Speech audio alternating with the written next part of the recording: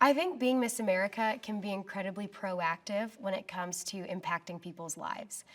You think that when you meet somebody on a day-to-day basis, you're just impacting the people that you can physically see, when in reality, there's such a ripple effect behind the people that you can actually see and all the people that they will go on to impact. So being Miss America, if I meet a little girl at an appearance, she can go home and tell her friends, I met Miss America. And so that I can do anything. Miss America said that if I know who I am, I can be whatever I want to be. And when she tells her friends that, it causes that ripple effect. I see being Miss America as a way to impact millions by just only meeting a few. And I think that's so incredible that one person has the ability to do it, and that person could be me. I think that the competition is Miss America 2.0. The job is not.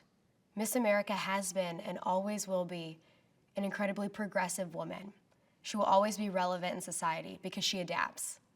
I think the 2.0 competition may reflect that and the fact that it's adapting in today's society, but the job of Miss America remains constant. She gets up every day, she gets ready, and she goes out to represent the organization that she loves and that has made her who she is, and she impacts the lives of others.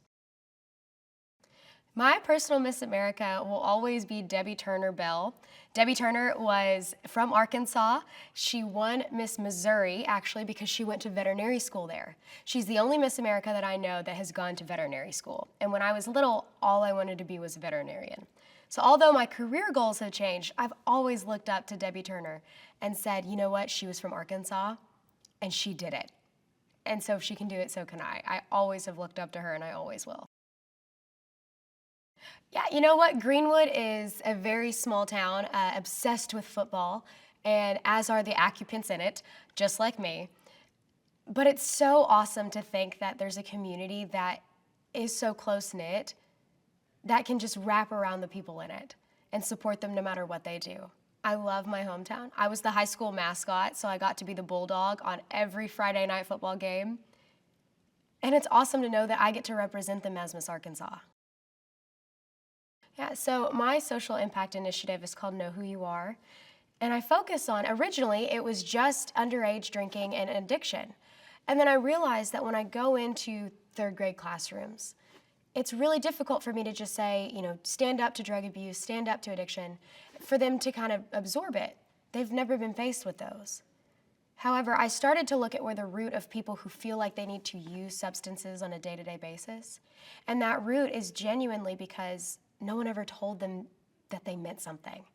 Or they were never told that just because you shoot high and may not make it doesn't mean that you can't succeed. And to set goals and love themselves. So yes, I may have been picked on in high school a little bit. I love to read. I might like Harry Potter a little bit too much, and I was the high school mascot. But I was happy with who I was. And so it didn't matter. And so teaching kids and children and teens and young adults that knowing who you are is great. And just because you might be a little bit different doesn't mean that there's anything wrong.